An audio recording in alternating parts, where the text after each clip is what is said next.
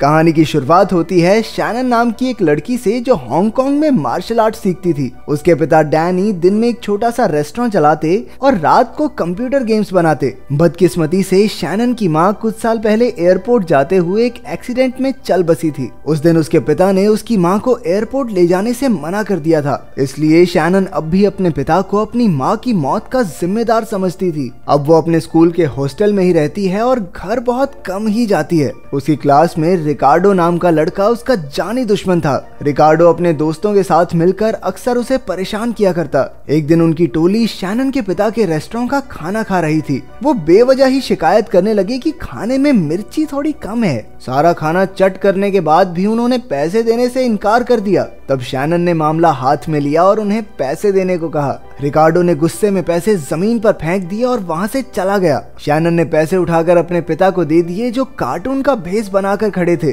अगले दिन स्कूल में रिकार्डो ने शैनन से बदला लेने के लिए शैनन की दोस्त के भाई को धक्का देकर उसका खाना गिरा दिया। ये बदला लेने का कौन सा तरीका भाई? लड़की से बदला लेने के लिए उसकी दोस्त के भाई के चाचे के मामे के फूफे को धक्का दे देते हैं। खैर शैनन के दोस्तों ने उसे ये सब नजरअंदाज करने को कहा, लेकिन शैनन उन्हें इतनी आसानी से छोड़ने वाली नहीं थी। वो सीधा जाकर रिकार्डो की टोली के पास बैठ गई और उनकी थाली से उठा उठाकर खाना खाने लगी। रिकार्डो गुस्से में अपने साथियों के साथ वहां से चला गया। बाद में शैनन को पता चला कि रिकार्डो ने उसके सारे कपड़े खराब कर दिए हैं। उनकी गैंग मिलकर हर रोज किसी न किसी तरह शैनन को तंग करती थी। वो कभी उसे गिरा देते, कभी उसके खाने में मेंढक डाल देते और कभी कभी बेवजह उस पर हंसने लगते। उस शहर में एक दुकान के बाहर कुंफू के मुकाबले हुआ करते थे। शैनन को खबर मिली कि रिकार्डो आज तक उस टूर्नामेंट में किसी से नहीं हारा। उसने सबके सामने जाकर रिकार्डो को मुकाबले की चुनौती दे दी। उसने शर्त रखी कि अगर वो जीत गई तो रिकार्डो को स्कर्ट पहनकर घूमना होगा। बदले में रिकार्डो ने भी शर्त रखी कि अगर वो जीत गया तो शैनन भी बाल कटवाकर मर्दों की तरह कपड़े पहनकर घूमेगी। इसके बाद मुकाबला शुरू हुआ। ये शुरुआत में ही साफ हो गया कि रिकार्डो शैनन के बदले काफी तगड़ा खिलाड़ी है। अचानक उसने मौका देखकर शैनन के पेट पर वार कर दिया, जिससे वो जोर से गिर पड़ी। इसके बाद वो उठ भी नहीं पाई और अगले ही वार में चित हो गई। रिकार्डो ने उस पर हंसते हुए उसे कैंची थमा दी। शैनन ने भी हार स्वीकार करके अपने बाल काट डाले। अगले दिन जब वो छोटे बाल लेकर स्कूल गई तो सब बच्चे उसका मजाक उड़ाने लगे। जब वो क्लास में गई तो रिकार्डो उसे मर्द कहकर चिढ़ाने लगा। फिर भी जब वो नहीं रुका तो शैनन गुस्से में आकर उस पर झपट पड़ी। आखिरकार टीचर ने आकर उन्हें मुश्किल से छुड़ाया। इसके बाद उसे प्रिंसिपल के पास ले जाया गया, जिसने डैनी को फोन करके उसकी बेटी की हरकतों की सारी शिकायत कर दी। बेचारे डैनी ने माफी मांगते हुए शैनन को आखिरी मौका देने की गुजारिश की। फिर जब दोपहर को शैनन अपना खाना लेने गई तो कुछ लड़कियों ने उसका रास्ता रोक लिया। वो भी रिकार्डो के साथ मिलकर शैनन को परेशान करने लगी थी। उसे याद आया कि उसे अपनी माँ के कारण ही कुंफू में दिलचस्पी हुई थी। जहाँ बाकी माएं अपनी बेटियों को राजकुमारी बनाती थी, वहीं शैनन की माँ उसे कुंफू की ट्रेनिंग दिया करती। उस रात डैनी ने शैनन को फोन करके उसे घर आने को कहा, क्योंकि वो 3 महीने से घर नहीं आई थी। ना चाहते हुए भी शैनन ने हाँ कर दी। फिर डैनी ने एक इन्वेस्टर को फोन करके उसे अपनी नई गेम दिखाने के लिए बुलाया। उसने एक वर्चुअल गेम बनाई थी जिसमें खिलाड़ी को असलियत में लड़कर जीतना होगा। रात को शैनन घर आकर अपने पिता से मिली। डैनी ने उससे बात करने की कोशिश की, लेकिन वो बहुत बुरे तरीके से बात कर रही थी। डैनी ने जब उसके बालों के बारे में पूछा तो उसने कोई बहाना बना दिया, लेकिन स्कूल में परेशान किए जाने की बात नहीं बताई। जब उसके पिता ने कहा कि उसकी माँ के गुजर जाने के बाद से वो काफी बदल गई है, तो शैनन ने उसे ही इसका दोषी ठहराया। उसके शब्दों में इतनी कड़वाहट थी कि डैनी दुखी होकर वहां से चला गया। कुछ देर बाद शैनन उसके कमरे में गई, जहां उसे टेबल पर एक अजीब सा गले का हार दिखा। वहां एक हेडसेट भी था जिसे शैनन ने पहन लिया। उसी वक्त वो 500 साल पुराने चाइना की वर्चुअल दुनिया में पहुंच गई।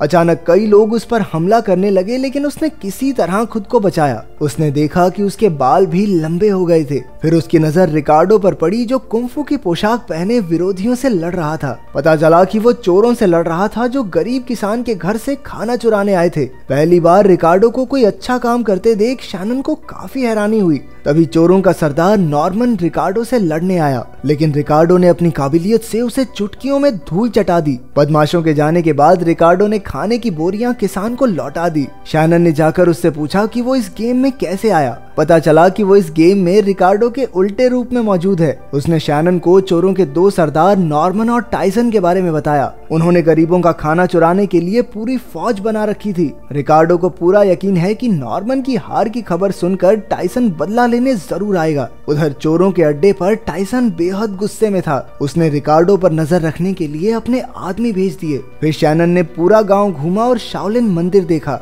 वहाँ उसने डैरिल को भी देखा जो असलियत में उसे बहुत परेशान करता था, लेकिन यहाँ वो एक अच्छा इंसान था। उनके स्कूल का प्रिंसिपल यहाँ मार्शल आर्ट्स का टीचर था। वहाँ शैनन की मुलाकात गांव के सरदार से भी हुई। अचानक एक दिन रिकार्डो बीमार होकर बेहोश हो गया। गांव वाले तुरंत उसे एक वैद्य के पास लेकर गए जो मार्शल आर्ट्स की एक बेहतरीन योद्धा भी थी। बाद में जब रिकार्डो ठीक हुआ तो शैनन उस वैद्य के साथ गांव घूमने निकली। उन्हें एक पुरानी झोपड़ी दिखाई दी जिसमें एक भद्दा सा आदमी ध्यान लगाकर बैठा था। वैद्य ने बताया कि ये आदमी दरअसल उसके पिता हैं। वो गांव-गांव घूमकर चोरों को पकड़ते और लोगों की मदद करते थे, लेकिन जब से उसकी माँ की मौत हुई है वो 1 साल से झोपड़ी से बाहर तक नहीं निकले। फिर शैनन ने कुछ दिन गांव में रहकर मार्शल आर्ट सीखा। वो और रिकार्डो इकट्ठे प्रैक्टिस किया करते। जल्द ही चोरियों की वजह से गांव में खाने की कमी हो गई, इसीलिए गांव के सरदार को कानून बनाना पड़ा कि सभी लोग दिन में सिर्फ 2 बार ही खाना खाएंगे। जल्द ही वो लोग भूख से मरने वाले थे।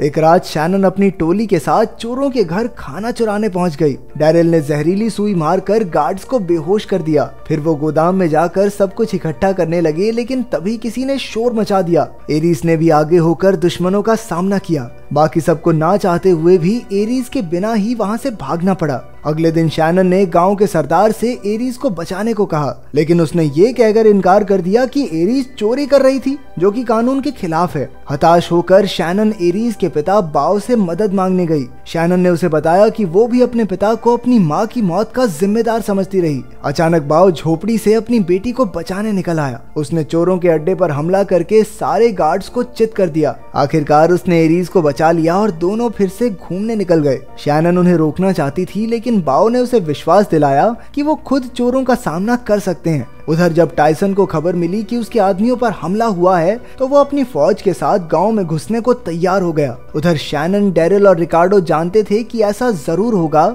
इसलिए वो मिलकर तरकीब लगाने लगे। शैनन जानती थी कि दुश्मन को हराने का कोई तरीका तो जरूर होगा, क्योंकि आखिरकार ये है तो एक गेम ही ना। फिर उसे अपने पिता की टेबल पर पड़ा वो हार याद आया। ऐसा हार उसने एक चोर को पहने हुए देखा था। कुछ ही घंटों में टाइसन ने अपनी फौज के साथ गांव पर हमला बोल दिया। गांव के सरदार और कुंफू योद्धाओं ने भी पूरी ताकत से उनका सामना किया। तभी शैनन को हार पहने वो चोर दिखा, लेकिन उससे लड़ते हुए वो मारी गई और गेम से बाहर आ गई। शैनन ने हार नहीं मानी और फिर से हेडसेट पहनकर खड़ी हो गई। असल में उसके पास एक और मौका बचा था, जिसमें वहीं से गेम शुरू हो गई। इस बार उसने चोर को हराकर उसका हार छीन लिया। उसने हार खोला तो उसमें उसकी माँ की तस्वीर थी। उसी पल टाइसन के सभी बदमाश गायब हो गए। अब सिर्फ टाइसन बचा था और उन्होंने मिलकर उसे भी खत्म कर दिया। इसके बाद रिकार्डो और शैनन नदी के पास बैठे थे। शैनन ने कहा कि वो अपने घर वापस जाना चाहती है। रिकार्डो ने उसे हमेशा याद रखने का वादा किया और असलियत में वापस भेज दिया। जब वो लौटी तो पता चला कि डैनी और उसका इन्वेस्टर उसे खेलते हुए देख रहे थे।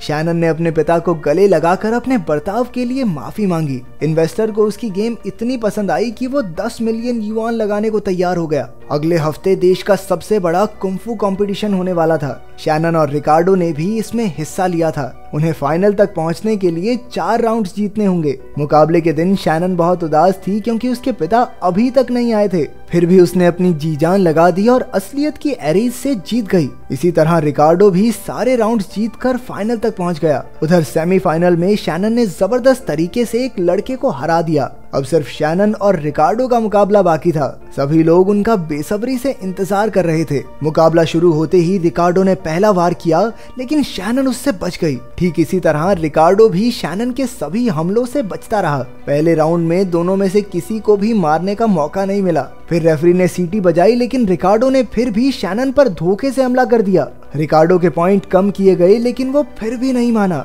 अगले राउंड में भी बराबरी का मुकाबला चल रहा था। अचानक शैनन ने रिकार्डो की पीठ पर हमला करके उसे गिरा दिया। गुस्से में रिकार्डो ने फिर से रूल तोड़कर शैनन के घुटने पर वार किया। शैनन काफी दर्द में थी, लेकिन वो फिर भी अगले राउंड के लिए खड़ी हुई। इस बार रिकार्डो ने फिर से उसके सर पर वार करके रूल तोड़ा, जिससे शैनन बेहोश होने ही वाली थी। लेकिन तभी उसने अपने पिता को देखा, जो ऑडियंस में बैठे उसकी हौसला अफजाई कर रहे थे। एक नए जोश के साथ रात शैनन एक बार फिर से खड़ी हुई। उसे गेम वाले रिकार्डो से सीखी तकनीक याद आई और उसने वही इस्तेमाल की। एक ही बार में रिकार्डो चित हो गया और शैनन ने मुकाबला जीत लिया। हजारों लोगों की तालियों के बीच वो भागकर अपने पिता के गले लग गई। आखिरकार जब वो स्कूल वापस लौटी तो उसने रिकार्डो की ओर दोस्ती का हाथ बढ़ाया। रिकार्डो ने भी मान लिया कि आखिरी मुकाबला जीतने की हकदार शैनन ही थी। अगर वीडियो पसंद आई तो लाइक कर देना, चैनल को सब्सक्राइब कर देना। मिलते हैं अगली वीडियो में।